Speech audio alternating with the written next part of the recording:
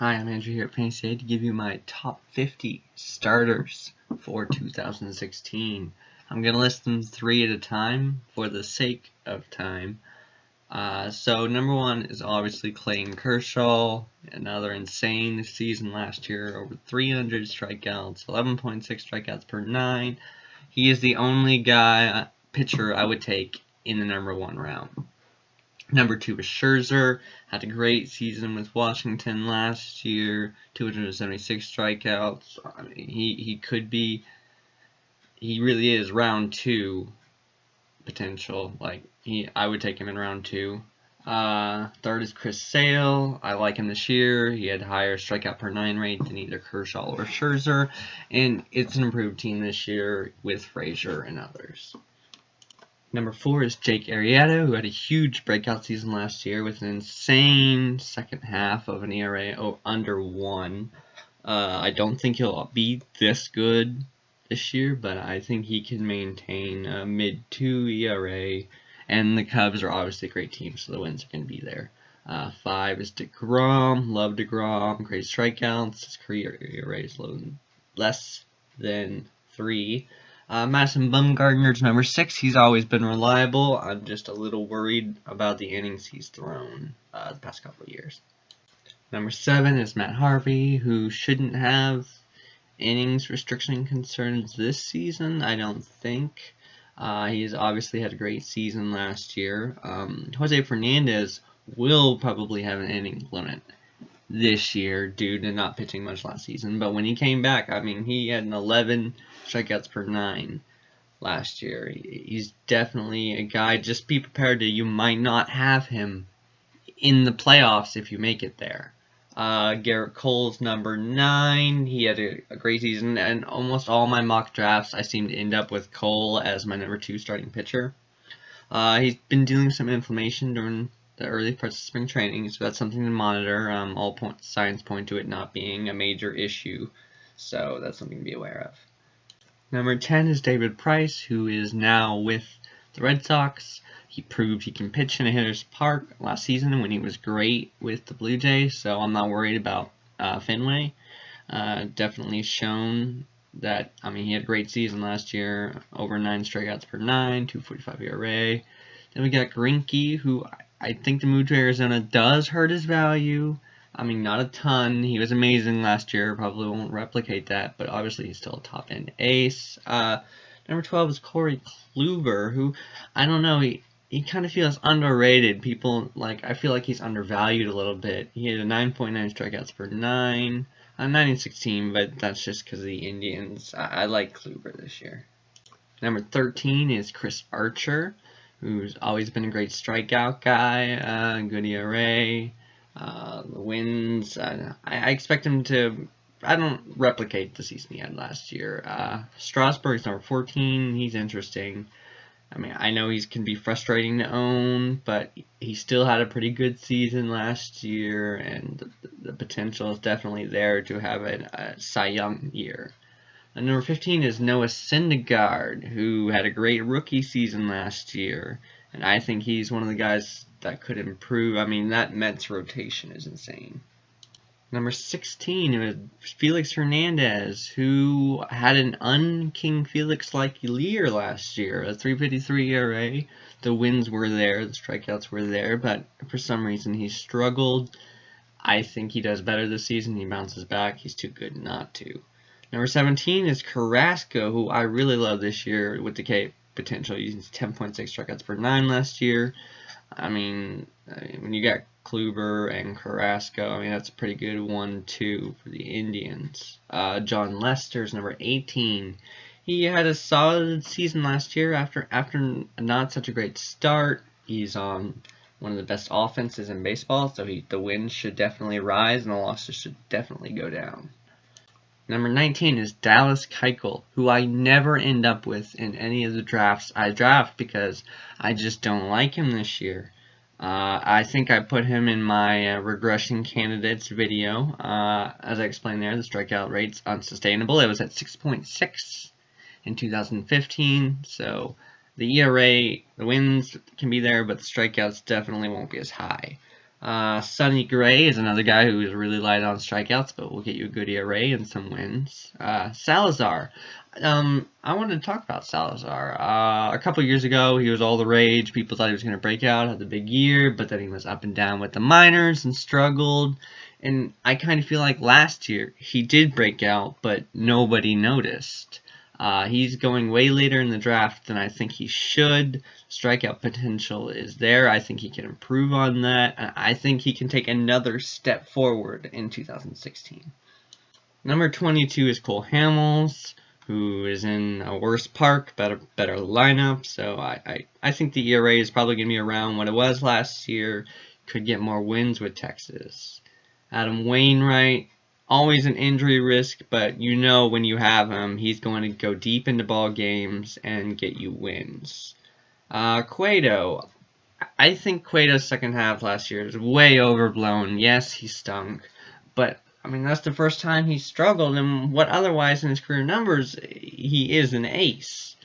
I really like him on the Giants. I think they can do great things with him, so he is a guy that I think is being undervalued too. Number 25 is Carlos Martinez, who I love going into this year. Had an excellent season last year, but kind of got tired. I think he can take a step forward. I'd like to see him walk a little bit less, get the whip down some. But I think he can break out. I mean, he was really good until the last month or two. Number 26, Tyson Ross. Another high whip guy, 1.306. But at this point in the draft, it's starting to get where the strikeout pitchers are starting to disappear, but he is a pretty good strikeout pitcher. Doesn't play for a great team, but pitches in a good ballpark. Liriano is consistent. You know what you're going to get with him. He'll get you some strikeouts. He'll get you some wins. He's definitely a solid number 3 guy to have. Number 28 is Steven Matz, who in all the mock drafts I've done, I feel like he's being undervalued. Now, I always seem to miss him just because I seem to forget about him. And you can't forget about Matz. He's got great talent. Really excited for him this year, and you can definitely get him at a steal. Jordan Zimmerman, 29th. Signed with the Tigers in the offseason. He's definitely a solid guy. Doesn't strike out a ton, but he's a solid pitcher. Shelby Miller, number 30. Now, I actually thought I would have him higher in the list than this, because I'm not a Shelby Miller fan. But I think number 30 is about right. It does hurt that he's moving to Chase Field, but he shouldn't be 6 and 17 in Chase Field either.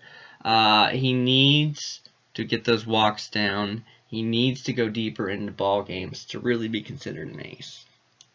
Number 31 is Garrett Richards, whose strikeouts regressed a little bit last season. I think he's walking a little bit too much, but he's definitely the ace of that Angels staff. Pretty good, solid number 3 guy. Number 32 is Tanaka. Can this be the year he's injury-free? He looked pretty good last season. I love the strikeout to walk ratio, 12 and 7. I think he's also a guy that might be going a little too late. Number 33, Lance McCullers. Solid freshman season. 129 strikeouts and 125.2 innings. 6 wins, 7 losses. I think he can take a step forward in the Astros rotation this year. Number 34 is Justin Verlander, who had a pretty good second half last year. 2.80 ERA after the All-Star break. Now, I don't know if that's something he can do. I think it's a little better than what he is, but I think he can be a solid pitcher. I don't think he'll ever be the ace that he was. Too many innings on his arm. Stroman's interesting. Good in really limited time last year. The strikeout rate was pretty low at 6.0, but he's got high potential. The question is, can he reach it? The Blue Jays will definitely give him a chance to, considering their rotation. Drew Smyly's number 36. He's on my sleeper list. He just needs to stay healthy. I want to see what we can expect from him in a full season, and I'm hoping it's this year. Number 37 is Michael Wacha, who I feel like he's a little low a little high. I mean, on the list. A little. I am really concerned with Wacha, with the injury risk, with everything. The strikeouts were down. If you told me he was going to play all year, I would probably have him higher. Maybe illegitimately, but I'm very concerned with an injury risk. Number 38 is Colin McHugh, teammate to McCullers in Houston. He had stepped down from his awesome 2014, but he still turned in a solid season, so that's 2 years in a row. Definitely a guy to look at. 39, Luis Severino. He's also going later than drafts, and he should. Really excited for him this year with the Yankees. Number 40 is Raisel Iglesias, who is a favorite breakout candidate of a lot of people this year.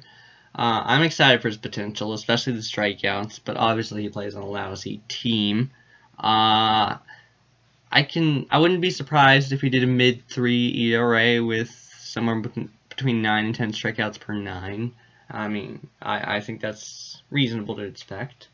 41 is Taijuan Walker, who was really hyped up going into last year. Didn't have a great season. He had a couple stretches where he was amazing, and then others where he was completely unplayable. I don't know what to expect from him this year. I mean, can he live up to the promise? Is he going to be streaky? That's definitely something to keep an eye on this year. Number 42 is Jake Odorizzi. He can be a guy that can be overlooked in the Tampa rotation. He's solid. I mean, he doesn't do a lot of things amazing, but he doesn't do anything bad. He's just kind of a middle-of-the-road solid guy. Number 43 is Carlos Rodon. I kind of liked what I saw from him last year, but the walks have to come down. 139 walks, 139 strikeouts to 71 walks. The walks definitely have to come down for him to be effective. The whip is too high to sustain that ERA. James Shields, number 44. If you look at his numbers itself, it looked like he had a decent year. I just think 1.5 home runs per 9 innings in the friendliest pitcher park in MLB. That's a major red flag for me. 45 is Nola. I really like Nola this year. I've seen in some 12-team leagues in mock drafts where he didn't even get drafted, and I think that's a mistake. I mean, he has the potential to be really good. Not an elite, but a really good pitcher. Number 46 is Jered Eickhoff, who I'm actually more excited than with Nola. The only reason I have Nola ranked higher is because I think Nola is a safer pick. But Eickhoff was really good in limited time last year. He was on my sleeper list, so if you want more in-depth about him, check out that. 47 is Jose Quintana. I actually seem to end up with him a lot in some of my leagues. He's just one of those guys. He's a round out the back of your rotation. He's not going to hurt you, and he's going to give you middle-of-the-road stats.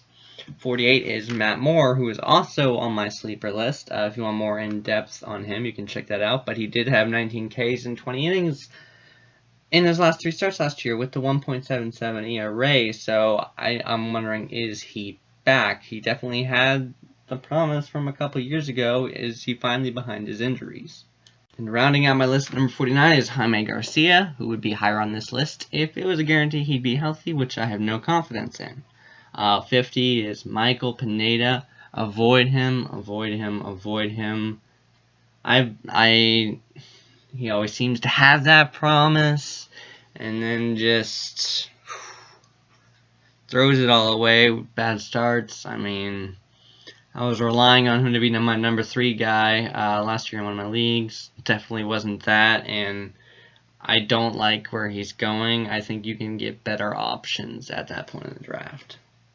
And that's my starting pitcher rankings. Only outfield rankings left. Probably have that out before the 1st of March when spring training starts. The actual games we can watch. Definitely an exciting time of year. Fantasy 8, I'm Andrew. Thanks for watching. If you have questions, comments, or anything, just leave them in the comments below or email them at fantasy8one@gmail.com.